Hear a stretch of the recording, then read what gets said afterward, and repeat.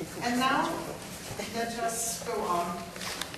It's a great pleasure now to welcome our final speaker of today, Ms. Donna M. Christensen, the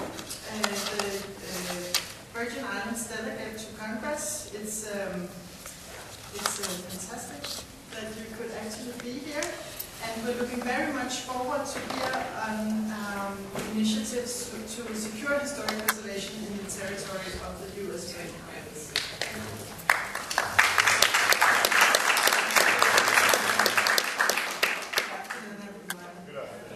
Like Dr. Pedersen, I'm just off the plate myself. I think my voice might have cleared up a little bit, hopefully. And it's a pleasure to be here. Thank you, Uffe, for inviting me. Thank you, Joe, for coming to my office back about 2 months ago and letting me know that this was happening so that I could be a part of it. And since I'm playing hooky from work, let me bring greetings from the Congress of the United States. I hope that we can generate the kind of interest in 2017 in the U.S. that we're seeing here in Denmark.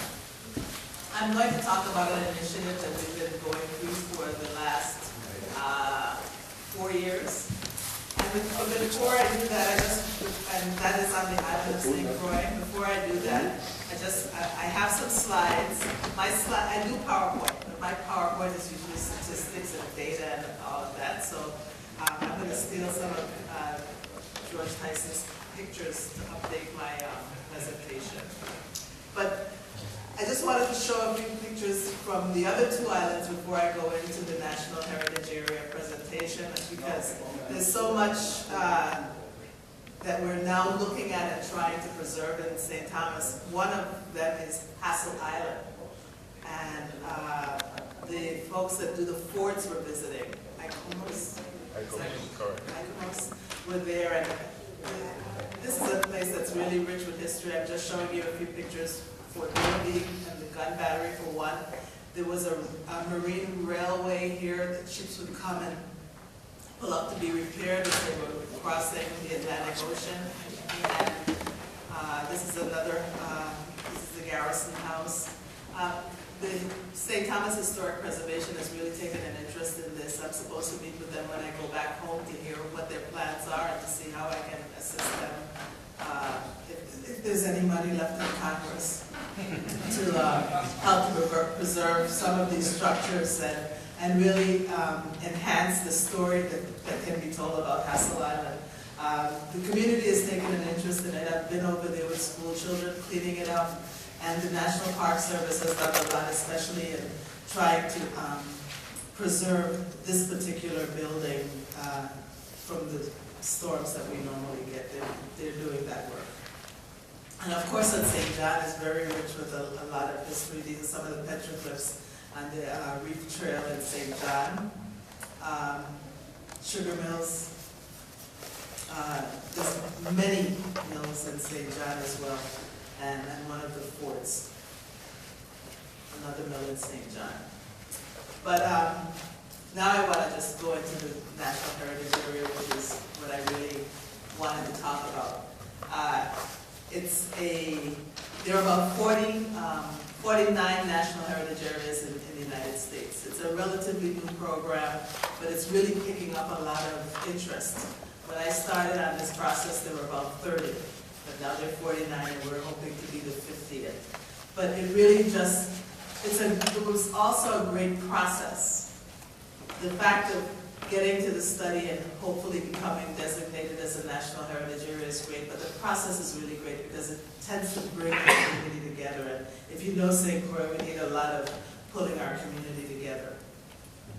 So you have to do a feasibility study that began in 2007 to engage the community in discussing what our heritage area would be. Heritage areas can be a small part of an island or a state, or it could be Tennessee. The whole state of Tennessee is a national heritage area because of the Civil War battles that were fought there. But so as we started out, we didn't know whether we wanted to make Frederiksted a national heritage area, parts of Christensen, or just maybe the Alexander Hamilton home. I'll show you some pictures of that. But we decided that we would make the entire island of St. Croix because there's so much that's there that to leave any part of St. Croix out would really not be able to tell the story that we wanted to tell. And who should be involved? Everyone is involved, and everyone was involved. We started in 2007 with our first just explanations of what a National Heritage Area is, and then the National Park Service contracted with someone that does this work for them to come and take us through a process and bring people together to begin to develop the feasibility study. And hopefully they foster and improve quality of life with the conservation opportunities and bring, as I said, bringing the community together in a process to plan and to develop what we want to showcase as St. Croix was a very important part of that process. So they do historic preservation, conservation, recreation. Education and interpretation is very important. And the economic development, this is, I think, an opportunity for us to bring the native Virgin Islander, the native Crucians into the tourism economy that is the major part of our economy of the U.S. Virgin Islands, because who can tell the story of St. Croix better than the people who have lived it, although we do include everyone in the telling of the story. And the National Heritage Areas can be run in any number of ways, by government, by a existing not-for-profit or community organization, or we can create one. We really are using an existing one, and it's called Succeed, but it's a coalition of a lot of different other organizations that either do agriculture or cultural preservation, support the arts. So it's a coalition that we've decided would be our managing entity.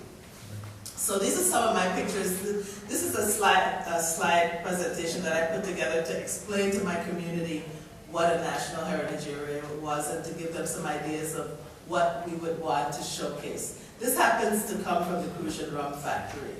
And I mean, it's Crucian rum, yes, but there's some history there as well. I don't think they actually claim that the rum from St. Croix actually came from this factory, but even in the American Revolution, when George Washington and his troops were freezing in Pennsylvania, the rums from St. Croix was what was sent to keep them warm. So there's a lot of history there, but you can see the 7 flags, and I think that's really why I use this picture to show the 7 flags that are a part of our history. And of course, the story starts with slavery, and you've seen some of the pictures of the wood plantation. These are some of them from there as well. The Great House. So this is the story of slavery. Actually, the story of St. Croix starts even before the coming of the Europeans with the indigenous people of St. Croix, and that's the beginning part of the story. I'll show you the several chapters that make up our National Heritage Area study, but it actually starts before slavery. I just didn't have any pictures to depict that. This is a depiction of a New Year's Day celebration at the Lowett's plantation, which you saw a picture of. That's now a museum. And you heard George Tyson talk about Maroon Hole. This is a very, as he said, a very important part of St. Croix that we want to be a part of the story that we tell about St. Croix, because we're really proud of the way that St. Croix not only sought freedom by leaving the island, but really brought emancipation to the entire territory. This is some of the pools that are there, and the next picture is from the brochure of the group that's trying to restore and to buy and protect this area.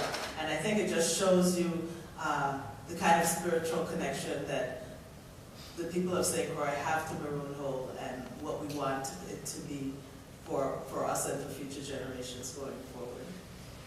And then, of course, we have our forts. That's the stories to tell about the forts. This fort is in Frederiksted, and this one is managed by the local government, the Virgin Islands government. This is from the inside of that fort in Frederiksted. And then we have the one in Christensen, which is managed by the National Park Service. Now, in addition to the fort, we also have the building, and you probably see it when I do a church. I'll show it to you when we do one of the churches. A building where in the yard of that building was where the slave auctions were held, and at some point perhaps we'll tell that story where the ships came across the wharf in Christensen near this fort and were kept and the auctions were held. Alexander Hamilton, and the fact that he spent his formative years in St. Croix is a big part of our story, a part of that story that connects the Virgin Islands to the United States of America, being a general, the first Secretary of the Treasury, the person who built the banking and the financial system of the United States, and many, many other contributions. But this is the site that he worked at as a young boy before he went to New York. This is the family home in Grange in St. Croix. And it's interesting, I spent many years on the Natural Resources Committee of the House of Representatives, and many times I have to go to the floor to get the bills passed, because normally I'm the only one there, because I usually come in the night before everybody else comes in later in the day. And I was doing a bill, and it turned out it was a bill to designate Grange in New York, his home in New York, as a National Historic site. So we have Grange in St. Croix and Grange in New York City. That's in Charlie Rangel's district. The churches are a big part of St. Croix's history. The books written on the churches. This is I believe, the first Lutheran church in Christensen. This is where it was. And across the street from that, the yellow building, is the old post office building, which we were able to purchase and make a part of the Christensen historic site. And in the yard of that building is where the slaves were kept and auctioned. I'm a Moravian. This is one of our early depiction of one of our Moravian churches in St. Croix.